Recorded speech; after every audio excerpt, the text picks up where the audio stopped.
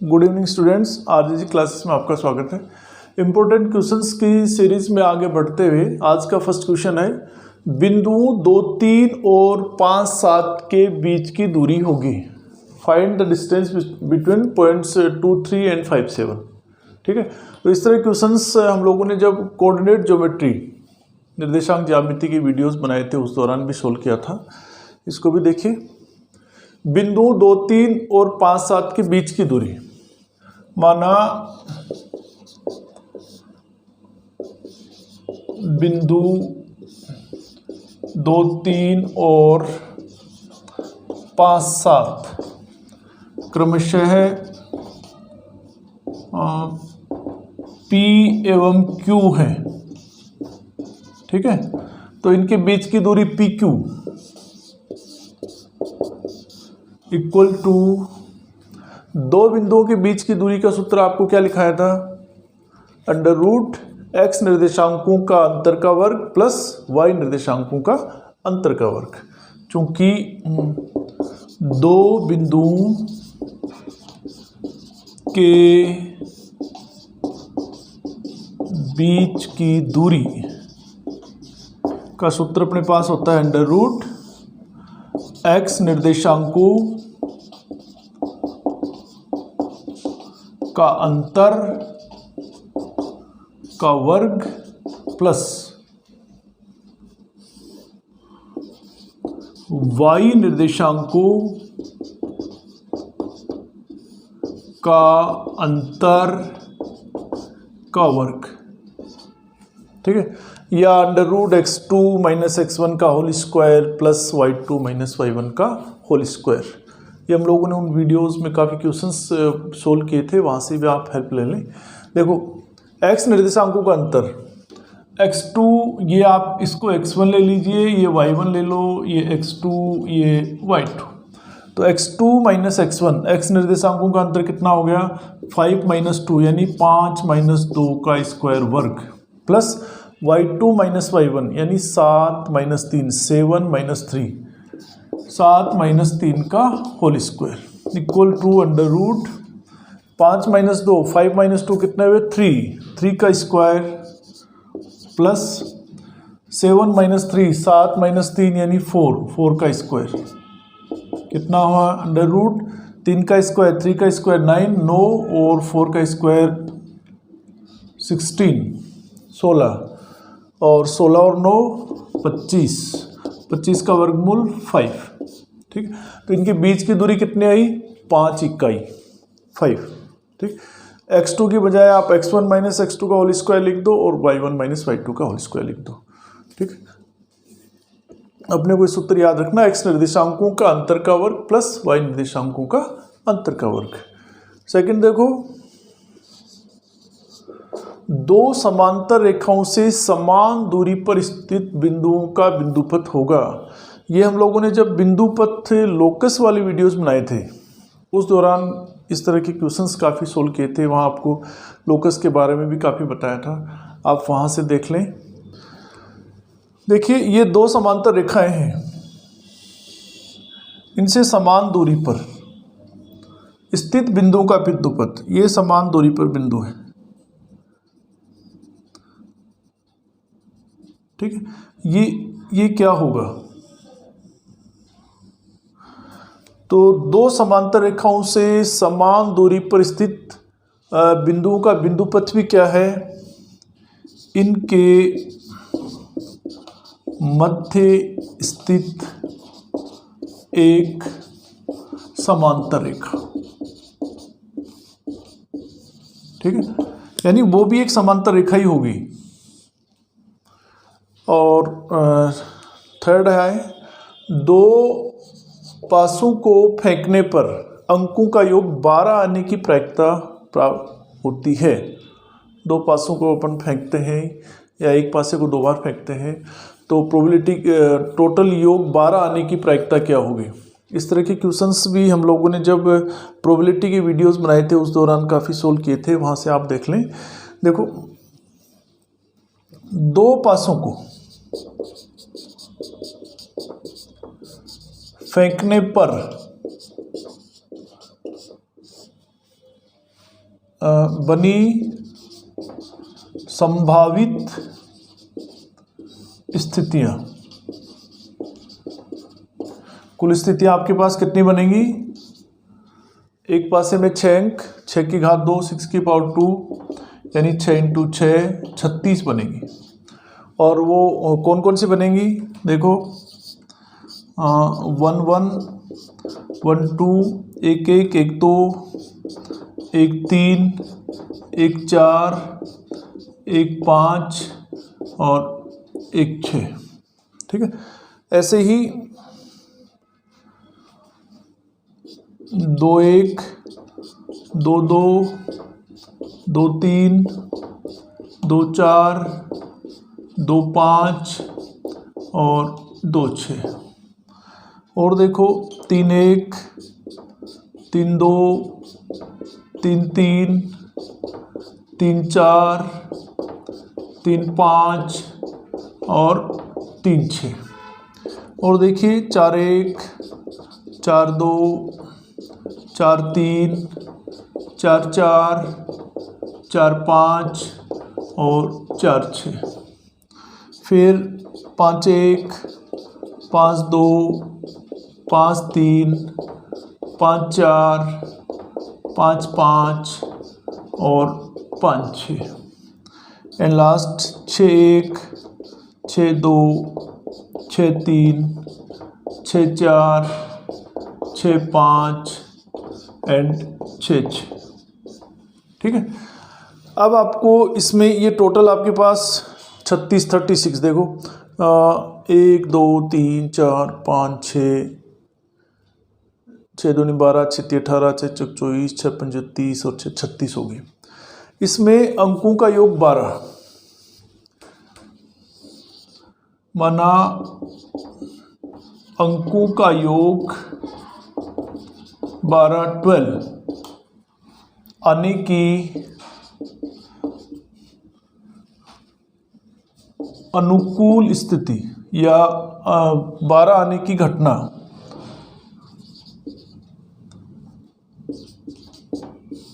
ई है, probability of ई है। ठीक, अब अंकों का योग 12 आने की अनुकूल स्थिति, अनुकूल स्थितियां कितनी बनेगी? यहाँ देखो टोटल योग 12 हो, केवल आपके पास अंकों का योग 12, एक ही स्थिति है 6 6, कितनी है 1। ठीक, इसलिए प्रायिकता क्या हो जाएगी इसकी? योग 12 आने की प्रोबेबिलिटी इक्वल टू अनुकूल स्थितियां 1 और कुल स्थितियां कितनी हैं? संभावित 36, 1/36 1/36। ठीक, तो एक पासे को 2 बार फेंकने पर अंकों का योग 12 आने की प्रायिकता क्या होगी? 1/36, 1/36। अब नेक्स्ट क्वेश्चन देखो नेक्स्ट क्वेश्चन है, एक द्विघात बहुपद x² plus 7x plus k में शून्यंकों का योग व गुणनफल बराबर है, तो k का मान ज्ञात करो। ठीक है, इस तरह के क्वेश्चंस हम लोगों ने जब पोलिनोमियल्स वाले वीडियो बनाए थे उस दौरान काफ़ी सोल्व किए थे, वहाँ से भी आप हेल्प ले लें। देखिए इसमें क्या करना है, द्विघात बहुपद है x² plus 7x plus k में शून्यंकों का योग, इसके शून्य कितने होंगे? चर राशि की अधिकतम घात जितनी होगी, यहाँ x चर राशि x है जिसकी अधिकतम घात 2 है, तो शून्य भी 2 ही होंगे। इनका योग व गुणनफल दोनों बराबर है, तो k का मान अपने को निकालना है, फाइंड करना है। ठीक है, देखिए दिए गए द्विघात बहुपद x² plus 7x plus k की तुलना व्यापक द्विघात बहुपद क्या होता है, ax² plus bx plus c से करने पर। व्यापक द्विघात बहुपद अपने पास होता है ax² plus bx plus c।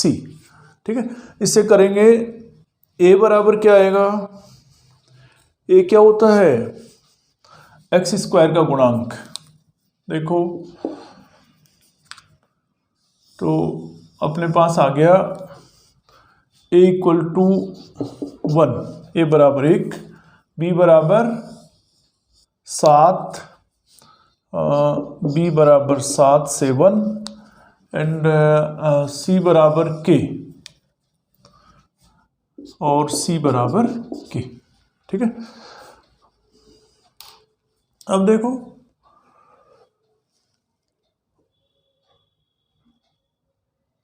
A B C की वैल्यू जो आपके पास आ गई, शून्यकों का योग, शून्यकों का योग का फॉर्मूला क्या होता है अपने पास, क्योंकि शून्यकों का योग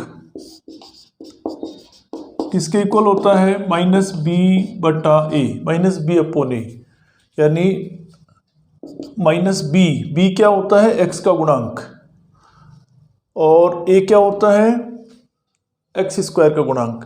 तो यहां b की वैल्यू कितनी अपने पास, 7 और a की 1, इक्वेशन नंबर 1 ले लीजिए। एंड दूसरा, शून्यकों का गुणनफल,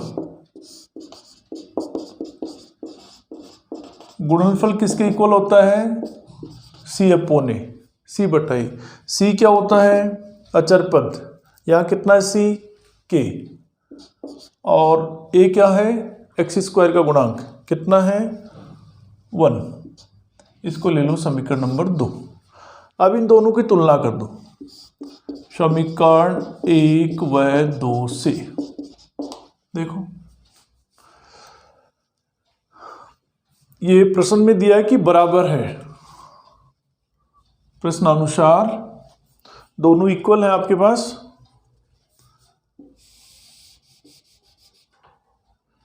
इसको मैं यहां कर रहा हूं,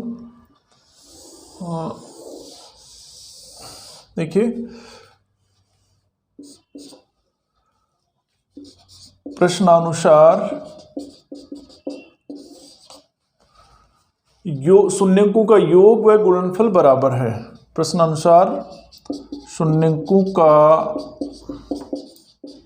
योग इक्वल टू शून्यकों का गुणनफल। ठीक है, योग कितना है अपने पास, -7/1, और गुणनफल कितना आया, k/1। ठीक है, समीकरण 1 व 2 से। ठीक है, शून्यों का योग -b/a -b और a आपके पास है 1, तो -7/1 और 7/1, और गुणनफल है c/a, यानी c है अपने पास k और a है 1, यानी k/1। अब देखिए इसको तुलना करें, 1 से 1 कट गया तो -7 = k, या अपने पास आ गया k = -7। ठीक, तो k का मान कितना आया, -7। फिर नेक्स्ट देखो, रैखिक समीकरण 2x + y - 8 = 0 y x को काटती है तो उस बिंदु के निर्देशांक ज्ञात करो। इस तरह क्वेश्चंस भी हम लोगों ने कोऑर्डिनेट ज्योमेट्री वाले वीडियोस में काफ़ी सोल्व किए थे, वहाँ से भी आप देख लें इनको। देखिए यहाँ ये लीनियर इक्वेशन दे दी आपको, 2x + y - 8 = 0, y x को काटती है, तो y x को काटेगी, इसका मतलब वहाँ कौन सा निर्देशांक 0 होता है, x निर्देशांक। तो उस बिंदु के निर्देशांक, माना उस बिंदु P के निर्देशांक y x पे x की वैल्यू 0 हो जाएगी, 0 y है। ठीक है, तो x की जगह तो यहाँ 0 पुट कर दीजिए, क्योंकि वाई एक्स को वह बिंदु काटता है, so x equal to 0। x equal to 0 इस समीकरण में रख दो आप।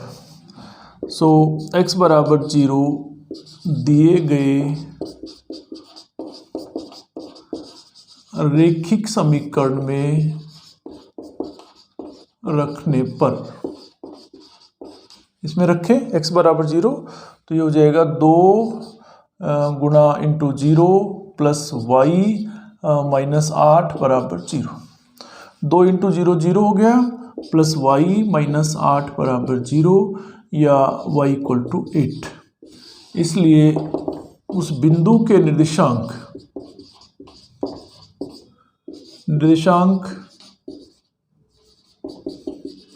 भुजंड कोटि x की वैल्यू 0 एंड y की वैल्यू 8, 0 8। ठीक है। नेक्स्ट देखो, sine 30 degree minus cos 60 degree, sine 30 degree minus cos 60 degree का मान ज्ञात करो। इस तरह के भी ट्रिग्नोमेट्री वाली वीडियोस हम लोगों ने जब बनाए थे, काफ़ी सोल्व किए थे, वहाँ से भी देख लें आप, या वैल्यूज पुट कर दो आप। देखो sine 30 degree minus cos 60 degree, sine 30 degree 30 degree minus cos 60 degree में मान रखने पर, देखिए साइन 30 की वैल्यू कितनी होती है 1/2, 1/2, कोस 60 1/2, 1/2। चूँकि साइन 30 1/2 एंड कोस 60 भी 1/2, 1/2 से 1/2 कट गया, यानी आपके पास आ गया 0। ठीक है, 1/2 में से 1/2 माइनस करेंगे तो भी कितना आएगा 0, यानी sine 30 degree minus cos 60 degree का मान कितना आएगा 0, 0। अब नेक्स्ट क्वेश्चन देखो, अब नेक्स्ट देखो, 50 मीटर ऊंचे पुल से किसी नाव का अवनमन कोण 30 डिग्री है, नाव की पुल से 36 दूरी ज्ञात करो। इस तरह के क्वेश्चंस भी हम लोगों ने जब हाइट एंड डिस्टेंस वाले वीडियोस बनाए थे उस दौरान भी काफ़ी सोल्व किया था, वहाँ से भी आप देख लें। देखिए 50 मीटर ऊंचे पुल, मान लीजिए ये पुल है इस तरह का, जिसकी हाइट आपके पास दे रखी है 50 मीटर। पुल से किसी नाव का अवनमन कोण ऊपर से नीचे की तरफ, इधर यूँ मान लीजिए इस तरह से, यहाँ आपके नाव है और ये कोण है आपका 30 डिग्री। नाव की पुल से 36 दूरी, पुल से 36 दूरी यहाँ से यहाँ तक की, ये आपको निकालनी है, याद करनी है। ठीक है, देखो ये आपके पास त्रिभुज बन गई ए बी सी और इसको आप डी ले लीजिए। त्रिभुज आपकी ए बी सी है और ये ऊपर जो क्षैतिज रेखा है ए बी के पैरेलल समांतर डी सी, ये डी सी है। अब ये दोनों समांतर रेखाएं हैं और ए सी इन्हें काट रही है, इसका मतलब एंगल सी ए बी एकांतर कोण होंगे और एकांतर कोण हमेशा बराबर होते हैं, समान होते हैं। तो ये कोण भी कितना आ गया 30 डिग्री का, और पुल से 36 दूरी आप मान लीजिए x मीटर है।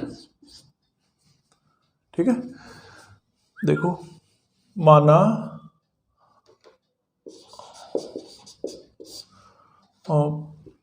नाव की पुल से 36 दूरी बराबर x मीटर है। ठीक, और अपने पास दिया हुआ क्या है, एवं पुल की ऊंचाई ये दे रखी है 50 मीटर। ठीक है, 50 मीटर ऊंचा पुल हो गया और अवनमन कोण आपके पास 30 डिग्री 30 डिग्री। समकोण त्रिभुज ABC में आपके पास जो जो भुजाएं का माप है ज्ञात करना है, 50 मीटर ये दे रखी है और ये आपको ज्ञात करना है। इनको लेते हुए अपन इसको सोल्व करेंगे। ABC में BC आपके पास दिया हुआ है, गिवन है, और AB आपको ज्ञात करनी है। तो इन्हीं दोनों साइड से अपन काम में लेंगे। BC अपॉन AB, BC कितना है 50 मीटर, AB अपने को निकालना है x मीटर, x माना अपन ने। अब इस कोण थीटा 30 डिग्री के लिए BC कौन सी भुजा होगी? कोण के सामने की भुजा लंब, समकोण के सामने की भुजा कर्ण और शेष भुजा आधार। तो BC आपके पास होगी लंब, AB आपके पास होगी आधार, लंब बटे आधार, और ये है 50 मीटर अपॉन x। ठीक है। अब लंब बटे आधार कोण के लिए क्या होता है? टेन थीटा, और थीटा कितना है यहाँ 30 डिग्री। तो tan 30 equal to 50 metre upon x। ठीक है। अब टेन 30 डिग्री की वैल्यू कितनी होती है? ये भी हम लोगों ने जब एंगल्स की वैल्यूज़ फाइंड की थी उस दौरान टेबल बनाई थी। टेन 30 कितना होता है? 1/√3। तो टेन 30 की जगह आप रख दीजिए 1/√3 equal to 50 metre upon x, क्योंकि टेन 30 डिग्री इक्वल टू 1/√3। ठीक है। क्रॉस करें इसको, बजर गुणन, तो x इक्वल टू 50√3 मीटर, या x इक्वल टू 50 और √3 की वैल्यू आपको याद है तो पुट कर दीजिए 1.732 मीटर। ठीक है। तो x इक्वल टू देखो 0 का 0, 5 दूनी 10 हासिल 1, 5 3 15 और 1 16 हासिल 1, 5 7 35 1 36 हासिल 3, 5 1 5 3 8 और 3 1 2 3 मीटर। ठीक है। इसलिए नाव की पुल से 36 दूरी कितनी आएगी? 86.60 मीटर। ठीक है। कितनी आई? 86.60 मीटर। अब नेक्स्ट क्वेश्चन देखो नेक्स्ट क्वेश्चन है, यदि एक अर्धगोले का संपूर्ण पृष्ठीय क्षेत्रफल 48 पाई वर्ग सेंटीमीटर है तो इसकी त्रिज्या की लंबाई होगी। इस तरह के क्वेश्चंस भी हम लोगों ने जब सिलेंडर और स्पेयर वाले वीडियोस बनाए थे उस दौरान भी काफ़ी सोल्व किए थे, वहाँ से भी आप देख लें। यहाँ देखो क्या दे रखा अपने को, अर्धगोले का संपूर्ण पृष्ठीय क्षेत्रफल, ये दिया हुआ आपके पास 48 पाई वर्ग सेंटीमीटर। ठीक है। और ज्ञात क्या करना है? इसकी त्रिज्या, माना अर्ध गोले की त्रिज्या इक्वल टू r सेंटीमीटर। ठीक। अब चूंकि अर्धगोले का संपूर्ण पृष्ठीय क्षेत्रफल इसलिए अर्धगोले के संपूर्ण पृष्ठीय क्षेत्रफल का फॉर्मूला क्या होता है? 3 पाई r²। So 3 pi r² equal to कितना दे रखा है? 48 पाई वर्ग सेंटीमीटर। ठीक है। क्योंकि अर्धगोले का संपूर्ण पृष्ठीय क्षेत्रफल जिसकी त्रिज्या r होता है अपने पास 3 पाई r²। ठीक। तो इसको सोल्व करें अपन। So r² equal to 48 pi upon 3 pi, ये वर्ग सेंटीमीटर स्क्वायर लिख दो चाहिए, पाई से पाई कट गए और 48 को 3 से काटोगे आप तो 16 × 48 16, r² इक्वल टू 16 वर्ग सेंटीमीटर और अब आप वर्गमूल ले लें। वर्गमूल लेने पर r इक्वल टू 16 का कितना आएगा, 16 का 4 सेंटीमीटर। ठीक है, इसलिए अर्धगोले की त्रिज्या इक्वल टू 4 सेंटीमीटर, 4 सेंटीमीटर। ठीक है, इस तरह के क्वेश्चंस आप सोल्व करें। अब नेक्स्ट वीडियो में और आप लोगों के लिए इंपॉर्टेंट क्वेश्चंस लेके आएंगे। थैंक्स।